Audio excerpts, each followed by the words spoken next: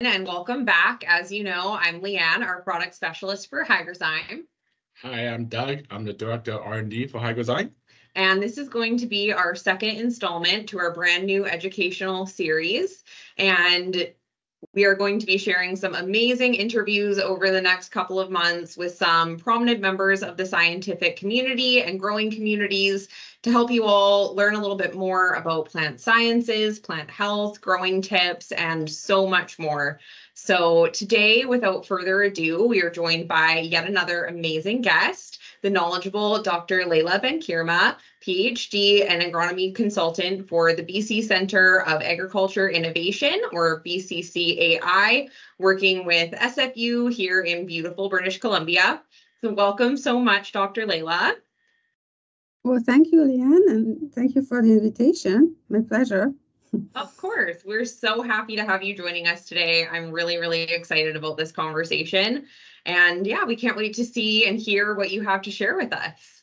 Yes, so maybe I introduce myself. So I'm Laila Benkirma. I work for the BC Centre for Agri-Tech Innovation, so Agriculture Technology Innovation at the Simon Fraser University. So our center was created last year when we had funded from both the provincial and federal government. And our goal is really to connect what you call SME, small and medium enterprises and farms and growers, to really help them to develop further their technology in the agriculture sector. It can be the indoor agriculture sector, the traditional sector, but also all the new tools and new technology in agri-science. So we're here to help companies, farmers to develop new solutions. We also offer training and fund some of the training component to learn new skills and upskill people who work in the agriculture sector. Wow, that sounds like an amazing program. Yes, it's amazing. We get to know a lot of things about, new technology, what growers use, and all the future of agriculture is coming. Technology changes so quickly. I'm sure there's a lot to keep up with. Yeah, a lot right now. We're getting to the fourth agricultural revolution. So here we're coming with, robots and AI and sensors to make smarter decisions, to really minimize our input, like the water management, fertilization management, optimization of energy and all resources, to really help to boost the industry and also have less impact on the environment. Wow, that's amazing. Yeah. Can you tell us a little bit about how you got to that role? I'm sure you have quite a fascinating story for how you got there. Tell us a little bit about your previous experience. Sure. I have a PhD in plant science, so I'm a plant breeder by a long time ago from Paris University, and then I came to Canada, and I work mostly in the greenhouse industry in different universities. And I started my own crop consulting company 10 years ago, working with different the blueberry industry, the greenhouse industry. Also, I was a master grower and a quality insurance person for the cannabis industry for many years. And then, COVID happened. Yep. Ever heard of that? Yeah. And so, so I had to switch gears, and I said, maybe I go back to university. And this is how I work at the Simon Fraser University. So we created the Center for Agri-Tech Innovation, and I'm one of the agronomist consultants, and we have a team of agronomists and engineers here to help the industry and help to find solution and provide funding and training. So did you also help to open the center then? Well, it's a big team effort. So we raised, I started as soon as we get the funding. Yeah. Mm-hmm. Wow. So we work with a lot of the greenhouse company in BC. We have projects all around the place, from fertilizer, from biocontrol, and some other projects. So it's very, very interesting, very, very excited about all the projects and what we can do to help the industry. And I learned so much, right? Talking to growers, and happy to share some of my insights, but there's so much to learn, and I'm always learning.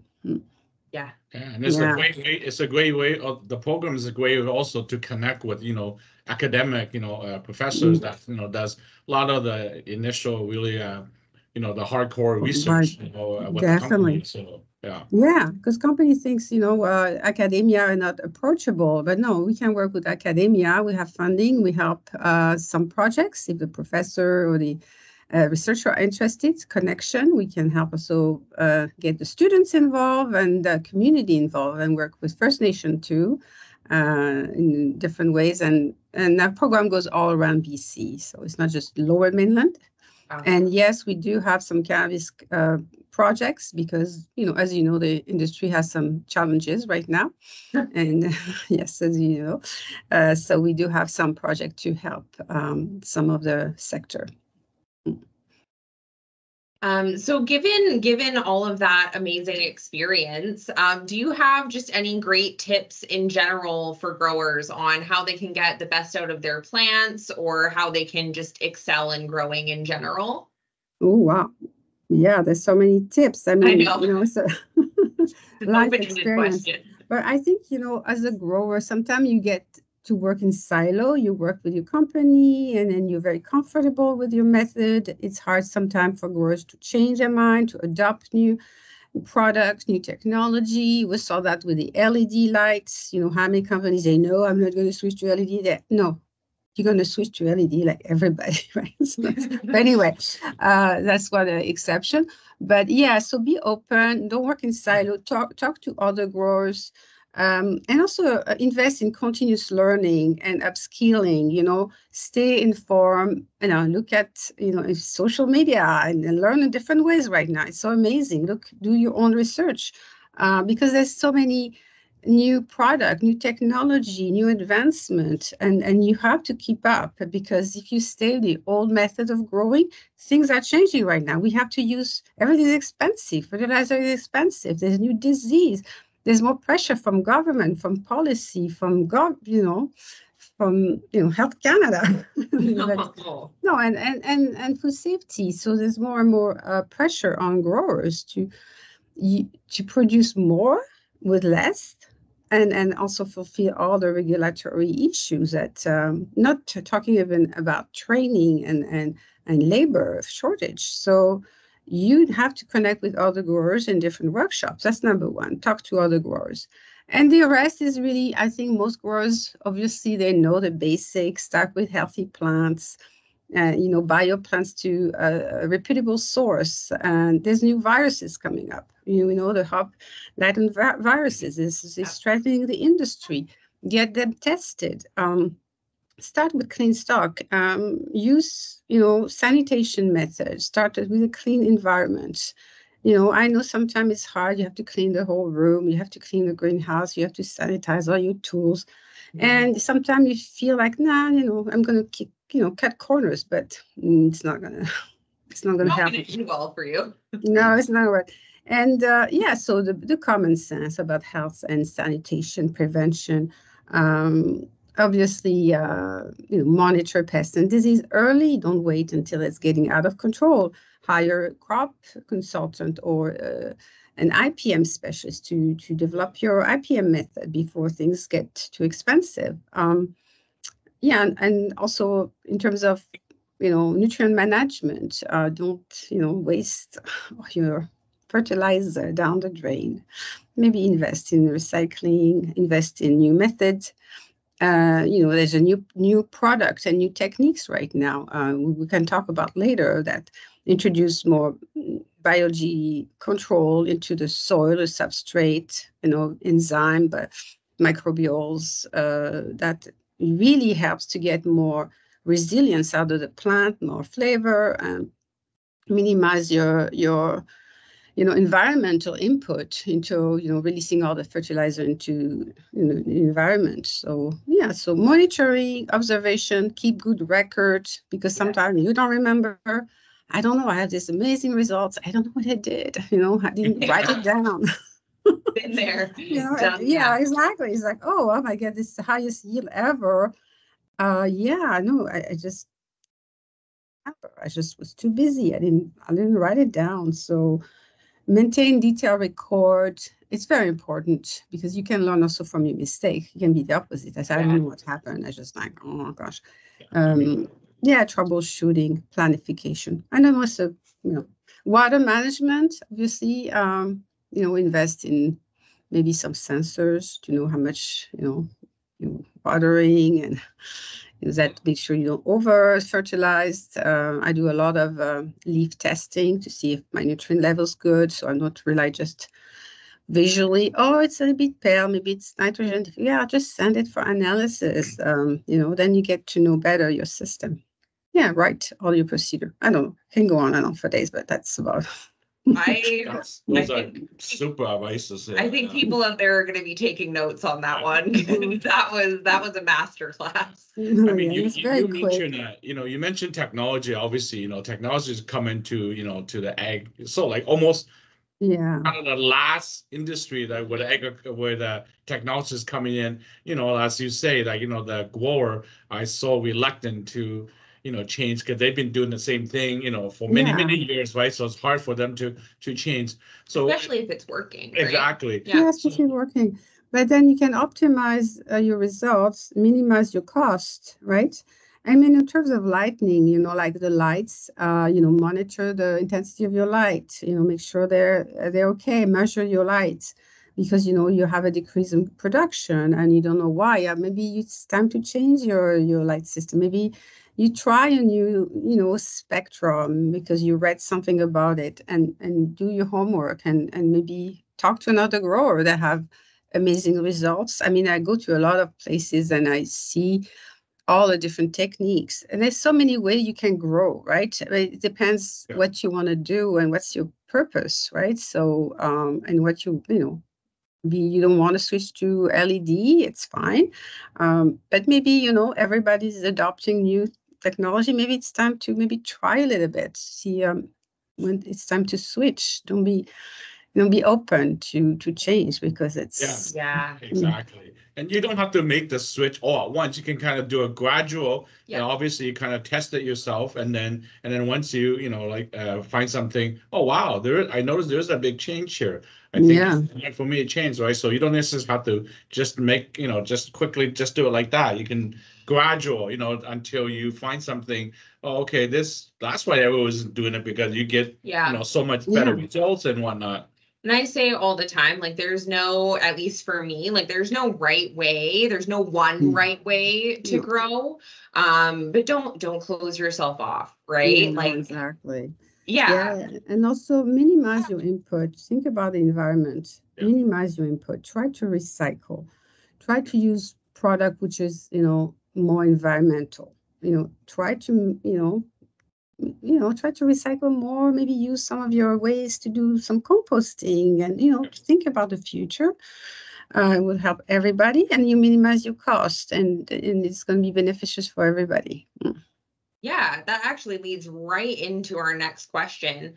Because I find that there's a big trend right now in reusing your media and growing environmentally friendly, and this new, like, what I've heard referred to as like a Syngenic approach. Yeah. So what do you think the benefits are of that kind of growing? And you mentioned it a little bit, but how do things like beneficial microbes and enzymes kind of relate to that trend? And what are the benefits? Why should we be trying that? Yeah, well, I mean, it's a great approach. I'm so happy to see people adopting more and more. I'm interested in organic practices. Obviously, we know the synthetic fertilizers, synthetic pesticide, I mean, they work until, we build up resistance, they get too expensive, they have too many residues. Sorry, I have to say hi to my friends. There's a wondering. So it's not sustainable anymore. And we know that. And we know we have to stop using this or reducing. We're not talking about stopping fertilizers, synthetic, but, be smarter. So you can replace some of the fertilizer by using microbial enzyme solution.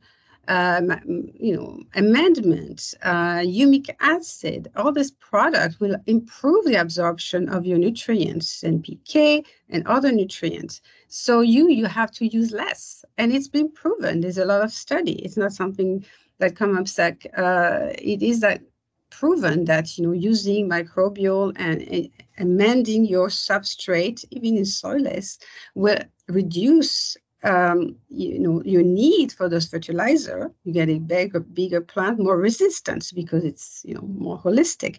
And probably, I don't know if they study about the yield or the composition, the flavor, but at the end, I think it would be very beneficial to kind of introduce more organic practice. Obviously, for the environment, you're going to reduce your costs, you're going to improve your quality, your plant will be more resistant. We're not talking just about increasing your yield, but about resistance to viruses, to the environmental. I mean, we have heat domes, we have pressure about the environment. It's too hot. We have to reduce all our input anyway, is it water, fertilizer, pesticides. So organic solution are very effective, right? And there are a lot of benefit, not only on the environment, more resilience to climate change, if you're using outdoor, obviously, but also indoor, where you have sometimes hard time to control the temperature, right? Yeah. And increasing your yield and your quality. It takes an adjustment, but microbials, we know it's fantastic. Enzymatic solution works. So yeah, I like that. I think the interest for is very high to use all those tools, microbials, solution, and enzyme to increase production and have more resilience in your growing. Yeah, and I think you see those products using more and more now, in both indoor and outdoor, as you say, like that, they're not necessarily like a total replacement for chemical, fertilizer or a chemical pesticide, but they're like a good, you can, instead of using, say, your chemical pesticide so many frequent application, you can always substitute one or two application of a more friendlier biological pesticides, right? Things like that. And and as you mentioned, microbes are well known, documented, many studies that they can help improve the efficiencies of a lot of your nutrients as well as your micronutrients. Yeah, and build resistance to disease at the same time. Because it's it's so many different benefit. Obviously, we talk also a lot about regenerative agriculture. So which is not really what's organic, but they use a lot of organic method. And then, some people in regenerative ag would use sometimes some fertilizer, although they build the soil, but sometimes they can use some of the pesticide, depending. So the regenerative ag is about building the soil, adding organic matter, but at the same time, the grower sometimes has no choice than using herbicide or pesticide if it's So it's organic. It's an interesting approach. Obviously, there's a lot of it's a very balanced way of farming. Obviously, we will all want to go organic and not pollute and not harm the environment and the people. But the necessity is that we have to feed and the population, like we have to feed the billions of people, maybe 9.7 billion in 2050. Yeah. So we have to increase our food production, and also for growers, the margin is going to be very small. So we have to use all the tools to optimize the growing condition, minimize the cost, and also feel good about ourselves to be, do something a little bit better, even if it's a small thing, using less pesticide and less herbicide. So introduce more and more organic practice is a good way. And sometimes, like with the regulations, that it varies depending on where you are in the world, and what you're growing, on what the regulations are. But sometimes you can't grow completely organically because of the regulations and what's required and the testing and all of that, but as much organic as you can add, right? And that will, in the long run, also help you save money. And I think that's that's a common misconception that people are kind of starting to come around to, that they're like, okay, if I'm adding more products, if I'm adding beneficials and I'm adding enzymes, it's just another product I need to buy. And what people are starting to realize is, yes, it's another product that you're adding, but if you can reduce your amount of other products that you're adding because of the uptake, then in the long run, you're actually saving money. Yeah, exactly. Definitely. Amazing. Want to take it away, Doug? One of the things that, obviously in our field is that there was always going to be new product coming out, right? Most, nowadays people use social media. Oh, this is the next hottest thing that's coming. How do you as as an end user, as a grower, how do you kind of evaluate those type of things that, you see a new product coming out every day and say it's going to do X, Y, and Z? How do you as a grower or as someone with your experience take that approach? Wow, is this really true, or is this just kind of a gimmick? Yeah. I know there's a constant stream of new products and new trends, and then it's come overwhelming, and then you don't know as a grower, it's like, oh, should I try this? Gotta try that. Right. Obviously, first you have to do your research and review before jumping on buying something, especially for testing your crop. Take the time to do your research on the company, the product, see if they have third-party testing. They work with reputable research group or academia, maybe they publish, or industry expert. So the technology is validated, right? And also you go to a trusted website where, you can see that the company is serious. There's some quality insurance in the product. And also, before jumping on something new, understand what your needs are, why you want to buy this product, right? So maybe you decided to go more sustainable practice, more organic. You want to, reduce your environmental footprint. You want to try having, and you heard from another grower that this product, really helped to have more disease resistance. You have more flowering, more growth, then, so, okay, well, I'm going to do my own research. Yeah, so talk to other growers. Obviously, there's always the early adopter. It's going to tell you, oh my gosh. So if you trust the other growers or the other company, but still do your own research and consider, what exactly your needs are. Why do you need this product? Maybe because you want to reduce your fertilizer, you want to try a new tool for a pest disease, you have spider mites, or you have powdery mildew, and then you find that, the tool you're using it a bit tough. You want an organic method for those diseases. And so there's a lot of product right now. Actually, some are pretty good. But, again, a recommendation from growers, I think, is also, and use your, maybe try a little bit and wait to see, maybe before you spray the whole greenhouse. Yeah. But yeah.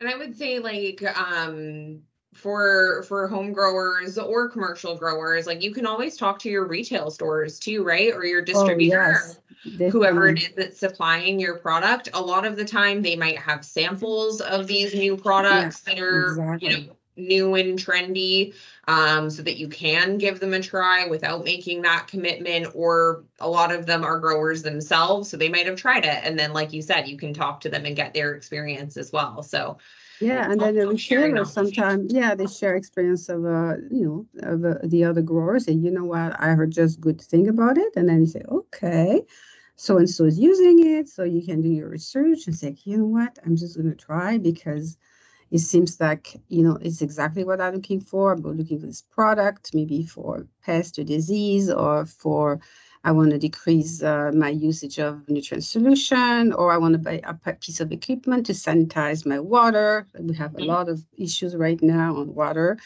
So unfortunately, there's no magic, but I think keep your mind open. But there's more and more new amazing products because people and companies are investing more in research and good research. So the good products are coming. And so we have to be able to test and take a little risk. And if I can add on to that, I would say, and disagree with me if you dare, but I would say give it ample time as well, right? If you're trying a new product, I normally say, like, if you can, give it a full cycle. You know, within a week or two, you might not always see results, depending on the product and what goal you're trying to achieve. If you're going after yield or terpene increases, you might be adding that product at the beginning, but you're not going to see the results until the very end. No, exactly. You know, if it's you know, an enzymatic or microbial or an amendment, so you won't see it immediately. And if it's immediate, something is, you know, maybe some synthetic stuff. But and also design your experiments so you can see the results, and it's not like, you know, it's like, oh, I just tried two plants, it doesn't work. Yeah, but no, that's not how it works. You have to design your experiment in a way that you minimize all, you know, it's randomized or it's in blocks, and you can really see the effect of the product and not the effect on the environment. Like, you know, this plant was, you know, close to the wall, or this one was not good. So in fact, so do a proper experiment, and maybe sometimes you have to repeat it. You can see trend. We do a lot of testing at BCCAI on different products and pesticide, and we design it with agronomists, so we know full control, we do statistics, and we can validate scientifically. So, but sometimes you cannot do it, but you can do your own research, but in a way that, you know, it's significant, like it's not biased. Yeah, exactly. And have the proper control, right? So if you have the control, if you have an input, then you can't just do one experiment and have everything in there and have that input and say, oh, wow, this didn't do much. You have to have the proper control to compare against something. And so then always have the proper control, as you say, Laila, the number of replicate, everything is really important, right? The number of replicates. Yeah, but, you know, sometimes you can do a small plot, maybe 5 plants, 5 treated, 5 control, and then look at different parameters, because sometimes like a yield is not just a parameter. You can have a higher concentration on some other compounds. You can have earlier flowering. You can have a lot of things, less pest, less powder mill, anything, but it can be a different things. It cannot just be yield. Yield is good. Quality is better. I mean, getting back to the early point you made, like making good observation, making every observation as possible, because those going to become important once the experiment's finished. You might not, and you tend to look for trend. There might be something that's going to help you say, okay, it looks like there's something here. I'm going to might have to repeat another experiment, right? So it's important to make all those observations, not just necessarily yield, as you say. Yeah, yield is good, but I say quality is better.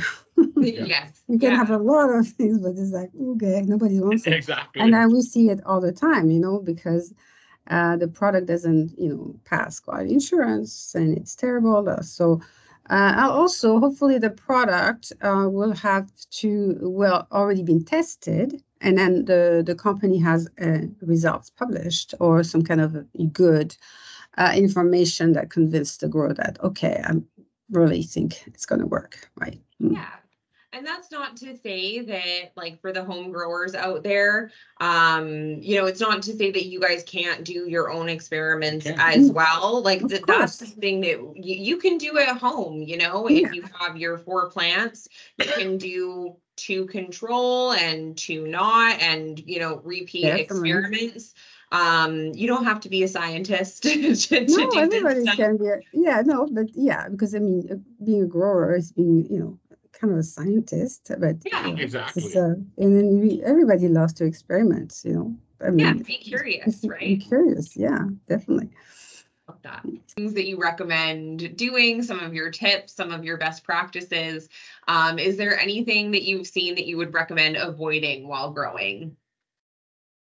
Certainly. There's a lot of practice that you know, we should avoid to ensure not only the health and the health of the plant, the productivity of the crop, but also to minimize the environment, and also minimize the exposure to people to different chemicals, right? You're also very careful about exposure growers to pesticide and some nasty chemicals, right? So really don't overuse pesticide and fertilizer. Excessive reliance on pesticide, it creates a lot of problems, including, not only environmental, pollution, but also affect the health of workers and also develop pesticide resistant pests. Interesting. Let's say if you use too many chemicals, like we see with the two spider mites, they become resistant to all the pesticides. So, now you create another problem. Not only you are using too much of the chemical, you're building a resistant crop, a resistant pest.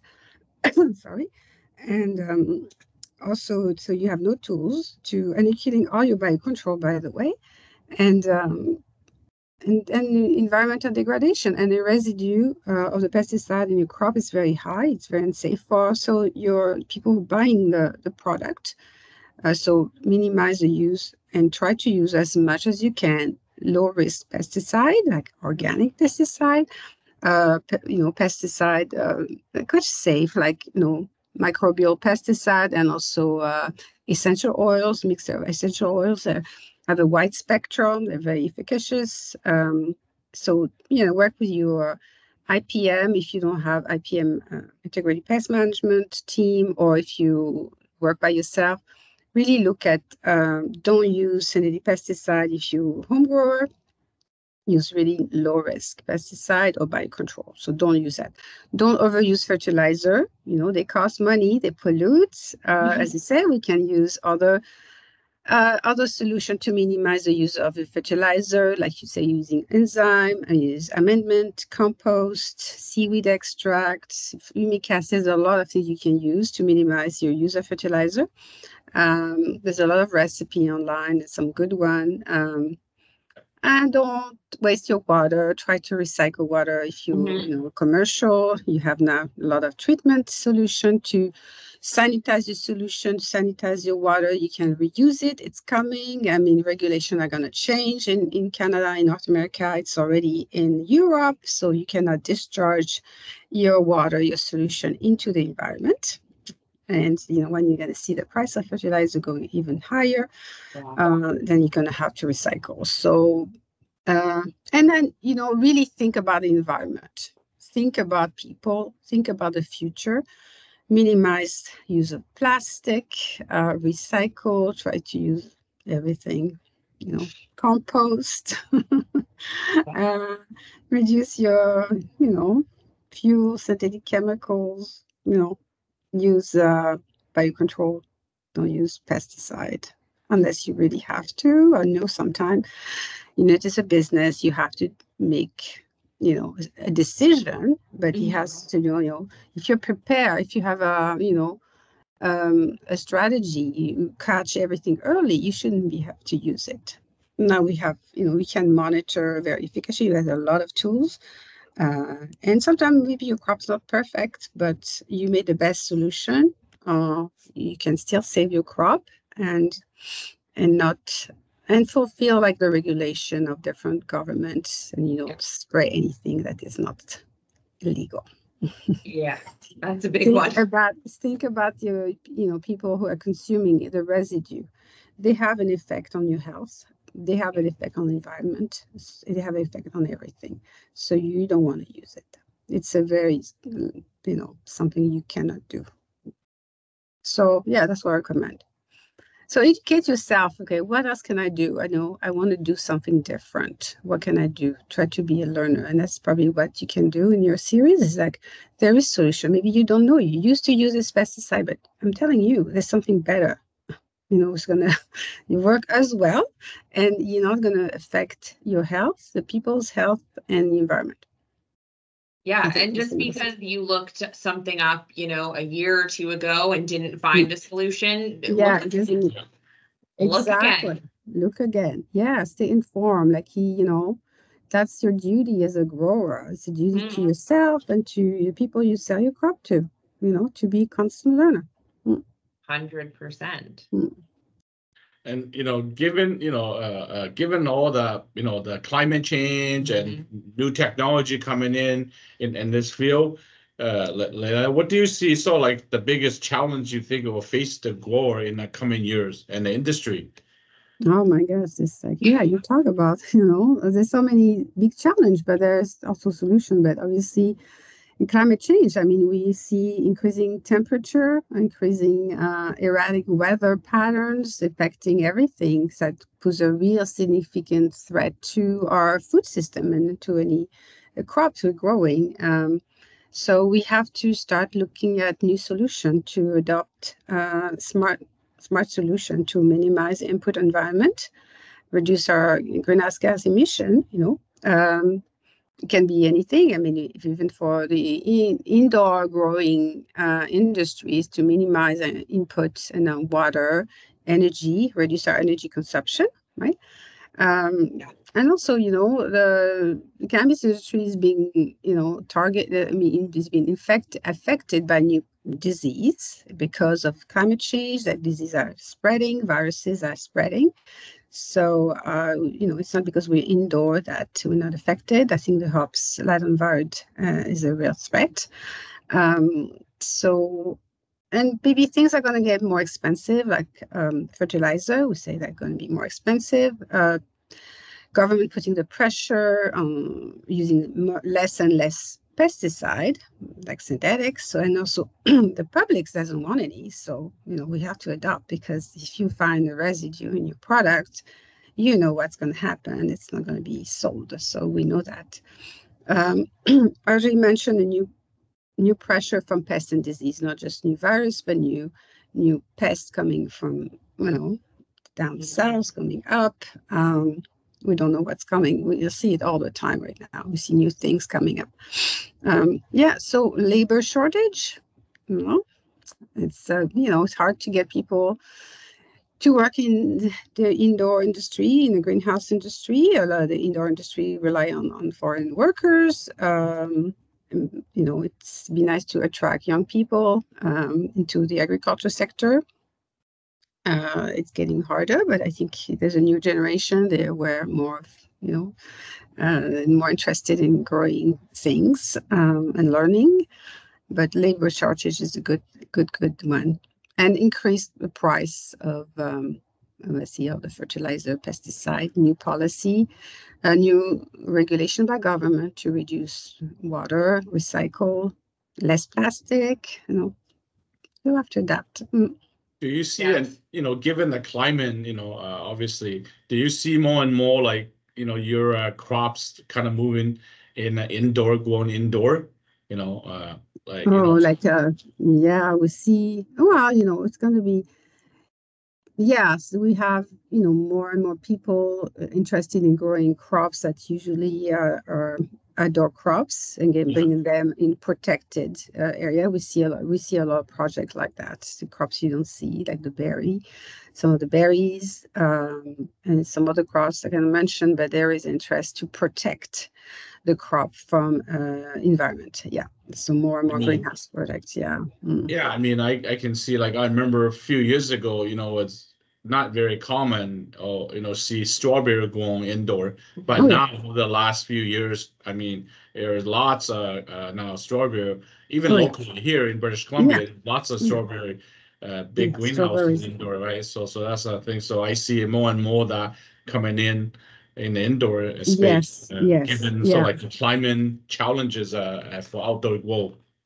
Yeah, because most of the strawberries comes from California. Yeah. And also because of climate change, they're going to have a problem, and water scarcity. And in California, they're going to have problems with the strawberry industry.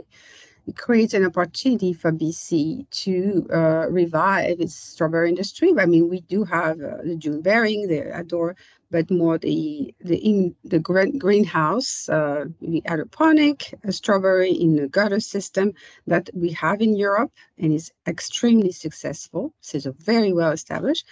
Yes, I think we're going to see more and more trends like that. I think we see very successful company here in BC starting to grow greenhouse strawberries, delicious. And I think there's more and more people want to jump in. Yeah, not just only strawberry, but even like leafy greens, right? Yeah.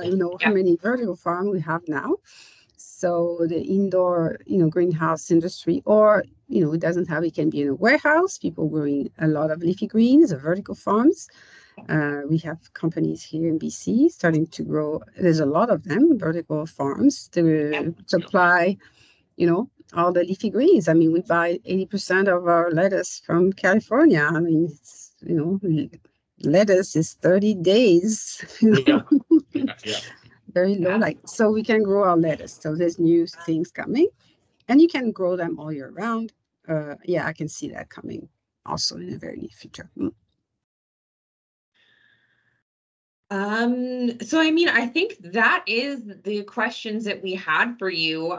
One of the last ones that I have is if there's anything else you'd like to share. I mean, I think you've shared so many gems that, like I said, people are going to be out there taking notes and like writing down Dr. Laila's tips and creating checklists. Is there anything else, any other advice, anything else you'd like to share? Well, first of all, thank you for the opportunity. It's fun to meet you both, and really like you guys, what you're doing. I don't know, as if you have people from Canada or BC, so the BC Center for Agri-Tech Innovation, we're here to really support innovation in the agriculture sector. So we have a website, BCCAI. So if they want any question and interest in launching products and technology, a new robot, we'd like to hear from you.